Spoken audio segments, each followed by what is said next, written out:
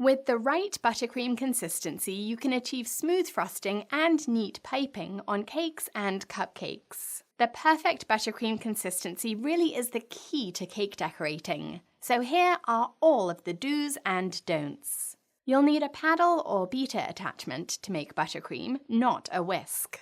A stand mixer or a hand mixer is fine, or just a bowl and a spatula if you're very strong and very patient. Okay, here are my tips.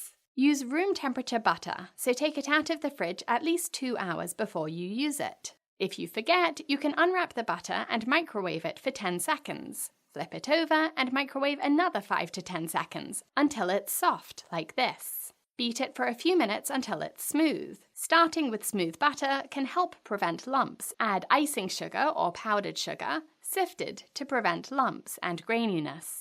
If it feels like it's taking forever to sift and your arm gets tired, you can use the handle of a spatula or wooden spoon to stir the sugar around in the sieve. I add half of the sugar at a time to the mixer so it doesn't explode out of my mixer when I turn it on. And I cover my bowl with a towel to prevent a big cloud of sugary dust. Once the first half of the sugar is mixed in, add the rest and mix again. Always mix at the lowest speed, because using a low speed prevents air bubbles in the buttercream. If you use a whisk or a high speed, you'll aerate the buttercream, creating lots of air bubbles. Add salt and vanilla for flavor, and now add a few tablespoons of milk or cream, 1 spoonful at a time, for richness and to thin the buttercream out slightly. Be careful with milk. Too much will make the buttercream too runny, and to thicken it, you'll need to add more sugar. This buttercream has a stiff consistency, which is great for piping that needs to hold its shape, like petals on a rose, for example. Do you see how stiff these peaks are?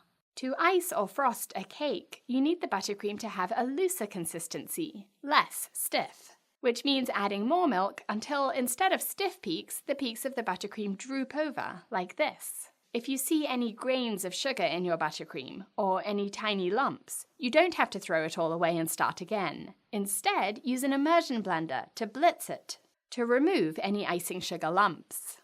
Any liquid you add to the buttercream will affect the consistency, so add any liquid color or flavor and then stir the buttercream to knock out any air bubbles. Now do a final consistency check, and if the buttercream is still too stiff, or if there are any air bubbles in it, use this microwave hack. Scoop a third of the buttercream into a microwave-safe bowl and microwave it for 10 seconds. Then pour this back into the main bowl of frosting and stir it all together. Your buttercream will be silky smooth, the perfect consistency for frosting a cake and with no air bubbles. So, do use room temperature butter. Don't use lumpy sugar, sift it. Do mix the buttercream for several minutes until it's really smooth. But don't use a high speed, stick to the lowest. Do thin the buttercream out with milk or the microwave hack or both. But don't overdo it with too much milk or too long in the microwave.